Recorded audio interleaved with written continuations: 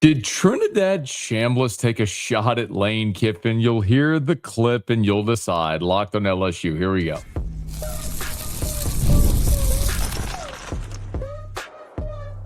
You are Locked On LSU, your daily podcast on the LSU Tigers. Part of the Locked On Podcast Network, your team every day. Okay, let's get it. It is Locked on LSU, your team every day. I'm your host, Matt Moscona. It is going to be undeniable and unavoidable. LSU is going to pay attention to Ole Miss. Ole Miss is going to pay attention to LSU. Such is life in this Lane Kiffin weird love circle thing that's going on, or love triangle, whatever you call it, where Ole Miss fans say that they're over it and they think they got the better of the deal with Pete Golding. And secretly, they probably cry every night knowing that the greatest love they ever had left them for what they deem to be their rival. Similarly, LSU fans are over the moon with Lane Kiffin being at LSU because he picked them over a team that's been a rival for a long time, and probably also have a little bit of fear and trepidation and doubt and worry and saying, is this actually the right road to go down, even if they won't acknowledge it publicly? And ultimately, they'll play games and will make a determination based on results on the field. But in the meantime, it's a lot of fun to talk about. Well, after Ole Miss spring practice this week, Trinidad Chambliss was talking to reporters, and a reporter asked Chambliss the difference between Lane Kiffin and Pete Golding, of course, who replaced Lane Kiffin. I'm going to play the soundbite from Chambliss. Then I'm going to give you some context because I believe there's an awful lot of revisionist history going on here. So here was Chambliss when he was asked to compare Golding and Kiffin. Just, the personalities are a little different than, our old coach and, Coach Golding. I'd say he's more of like a team guy. And, we really value, his leadership, whatever he says. He's kind of show you fast as I could tell, or he's show you fast as I could tell you. He leads by his actions, and, we really appreciate that. Man, that was a mouthful in 22 seconds. And a lot of people heard those 22 seconds, and Ole Miss fans have said, you see, the players don't love Lane Kiffin. They didn't love Kiffin. It was all about Kiffin. With Golding, he's our guy. He's a player's coach. And maybe that's true that Kiffin wasn't a player's coach and Golding is. By the way, Chambliss called Lane Kiffin his, quote, old coach. Wouldn't even call him by name. Said Golding is a team guy. He'll show you faster than I can tell you. Said he leads by actions.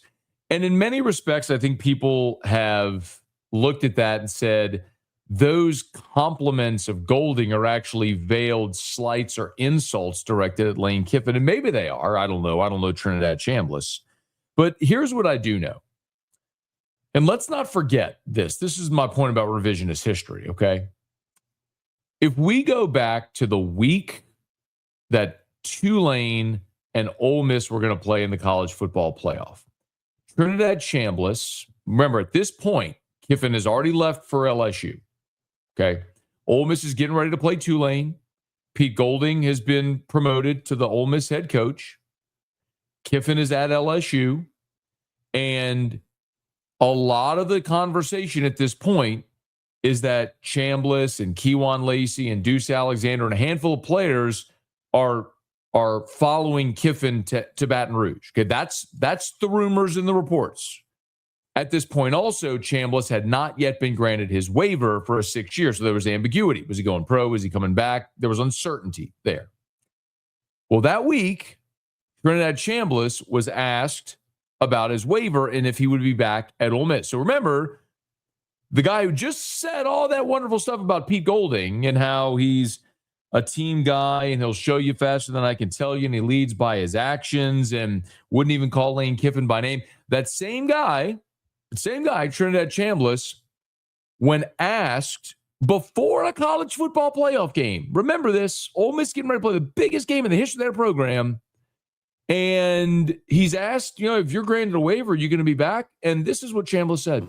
I would have to consider what the best situation is for me, what I feel most comfortable with, who I trust the most, and just get a feel for every possibility really. So there's a lot that goes into that. Oh, revisionist history can be fun, but facts are way, way clearer.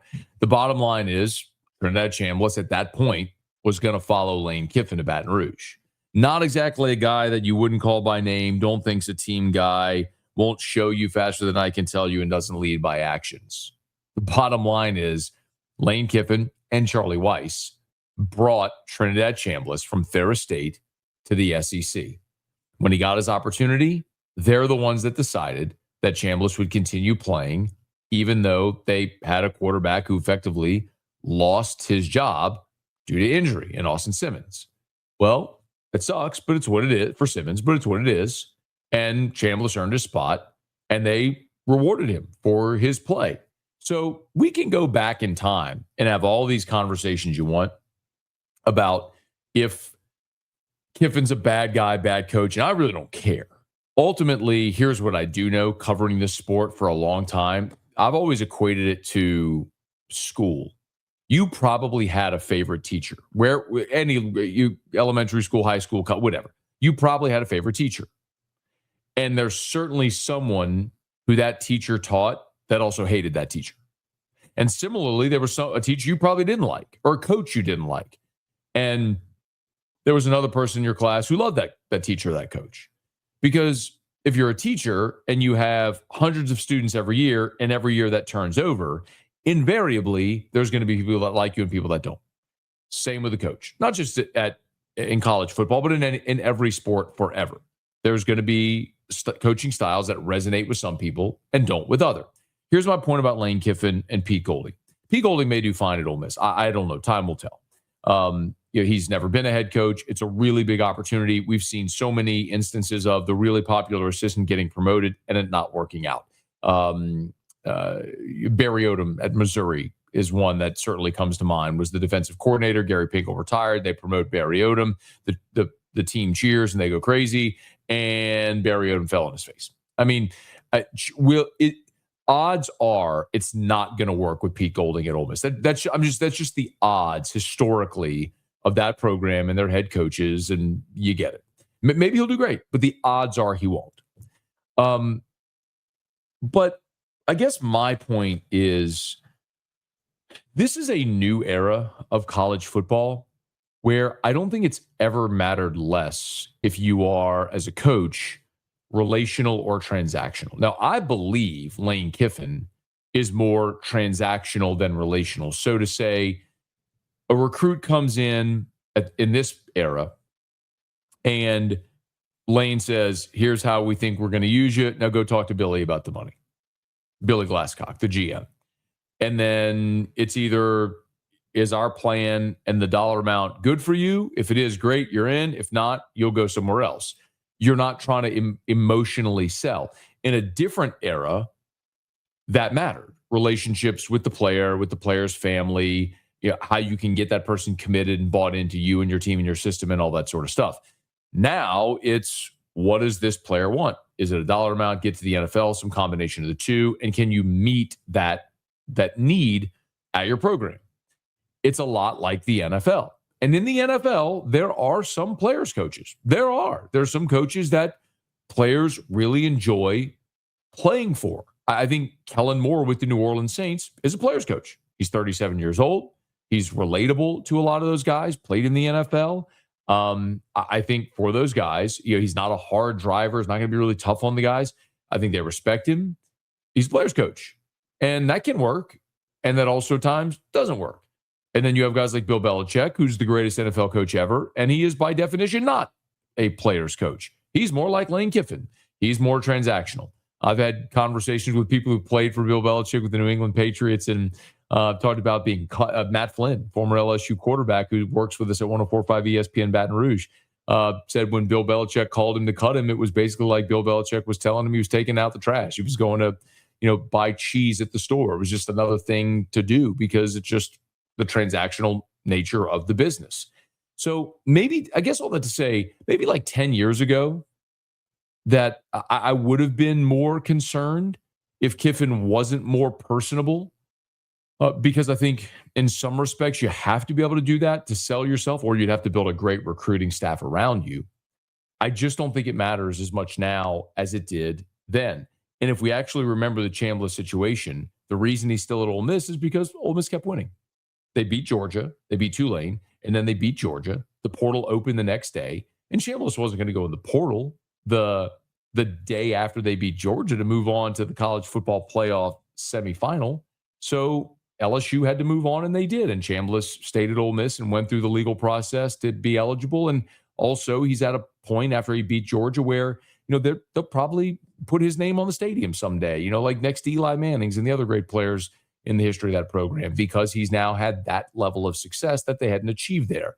So all that to say, I know there's going to be a war of words forever with Ole Miss and LSU as a result of this.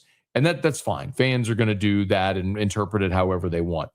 From my perspective, I look at it specifically of, okay, in this era where Lane Kiffin is the LSU coach, and he is, I believe, a more transactional than relational coach, will that hurt LSU?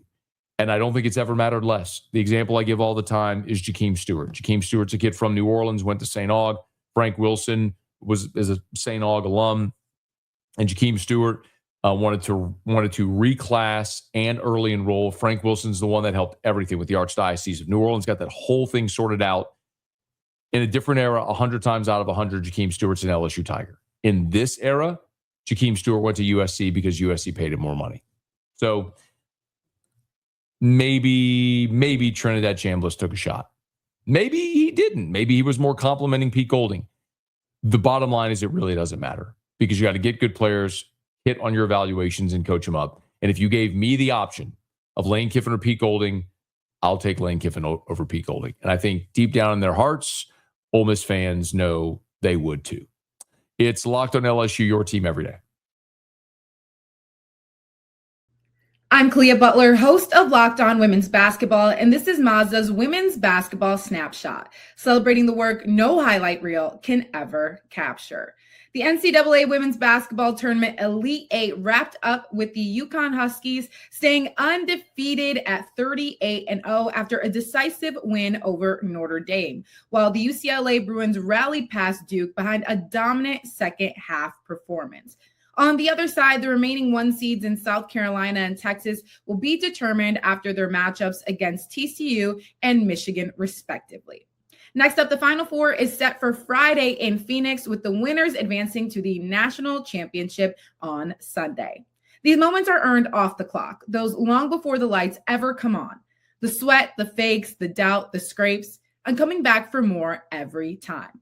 Mazda puts that same drive into every detail. Wins define the moment, putting in the work, that defines you. There's more to a Mazda because there's more to you. It's tax time, and TurboTax. The old way of doing taxes is a lot, but trying to book an appointment, that's not the most convenient. Still in a waiting room, sitting in a waiting room with a stack of papers, emailing back and forth, wondering if they really get your situation. But this year, you're getting a major upgrade. Intuit TurboTax now has in-person locations nationwide. You can meet face-to-face with a real tax expert, and your documents get uploaded straight to your TurboTax app on the spot. And just like that, you're done. Your TurboTax expert works to get you every dollar you deserve, while you get real-time notifications as you go about your day. It's the relief of walking in, meeting a real person, and walking out knowing your taxes are being handled right.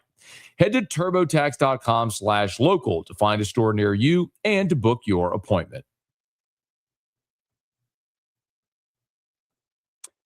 Get your first month of the Everyday Club for free when you use the code MARCH. You'll unlock ad-free episodes and entry into our private listener group chat where we're hanging out daily. So click the link in the show notes to claim your free month. So there's a lot of ground I want to cover in this episode. We did already talk about the comments by Trinidad Chambliss. Well, there's a couple of other comments that were made that I think are super relevant to today's episode. And they were made by Alabama Athletic Director Greg Byrne and Georgia head football coach Kirby Smart. Now, Greg Byrne, who's the Alabama Athletic Director, did an interview with the USA Today, and they were talking about the SEC championship game. And Byrne's quote was, I'm reading here directly, quote, "I think the ship has sailed. It's run its course." That is alarming, not because I think the SEC championship game needs to continue happening. I think it's alarming because a major college football program athletic director is saying it. He went on to say, it's a great event. I don't like the idea of it going away, but I think it's reality with an expanded playoff. By the way, Kirby Smart also said the SEC championship game probably has to go when he was asked about it. He said, where we are right now with 12 teams in the playoff, I don't necessarily agree that it needs to quit being played. But if it gets to 16 or 24 and we got to move the end of the season up and we got to get everything done by the second week of January, I'd say it probably has to go. A couple of things here. I think it is important for fans to understand why the SEC championship game exists to begin with. Remember, the SEC existed for 6 decades, crowning a football champion without playing a conference championship game. The fundamentals of this game are absurd. It is nonsensical. You play a regular season and you crown a champion based on the regular season, which plays your way into a postseason. There's no reason to have another game. It's not a reward.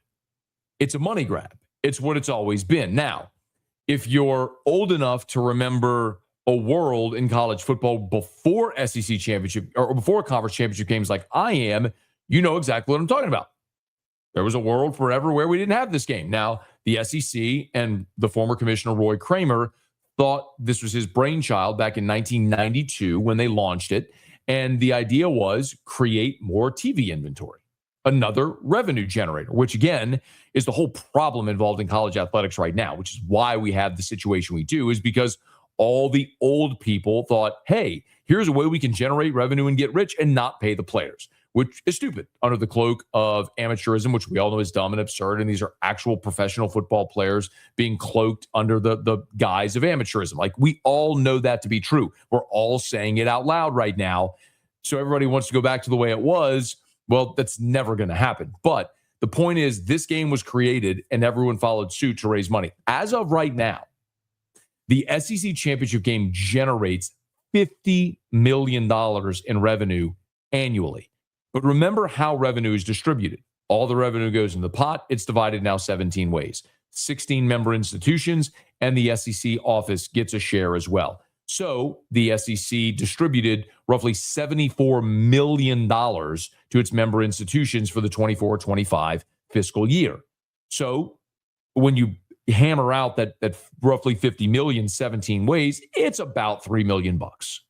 So if you look at something like, say, LSU, which is a $200 million annual athletic budget, is $3 million really going to make or break it? Now, every dollar counts. I'm not dismissing that. But what I would also submit to you is the reason you're seeing more adoption of the college football playoff expansion when forever college football pushed against a playoff is because they are starting to see the dollar signs. They're starting to understand, yes, a 14 playoff was more lucrative than the Bowls. A 12-team playoff is more lucrative than a 4-team. And a 16 or 24-team playoff is going to be more lucrative than a 12-team playoff, which is why we're heading in that direction, especially in this era where everyone is looking for new ways to generate revenue. So, and by the way, I am all for an expanded playoff because I love the idea of how this could play out, not only playing for a true champion on the field, but think of it this way.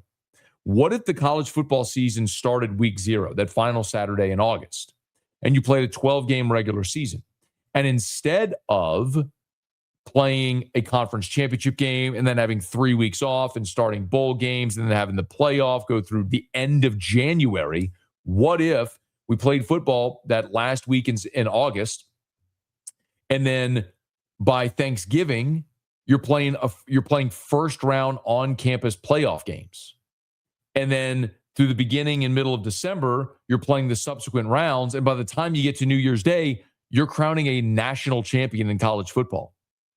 And by the way, the math works. And then the next day, like this year on January 2nd, the portal opens. And so then if coaches want to leave or push the portal back another week, if coaches leave, they leave. And now they're not leaving their team before a playoff run. And if players want to go in the portal, great. They can still stay with their team all the way through the national championship. The point is, there's a way to make it work. And the way to make it work is without the game you never needed to begin with, conference championship games. They can't be gone soon enough. It's been at times more of a reward than it has been a detriment. Of course, 2001 was a detriment to the SEC. LSU upset Tennessee. Tennessee would have played for a national championship but for that game.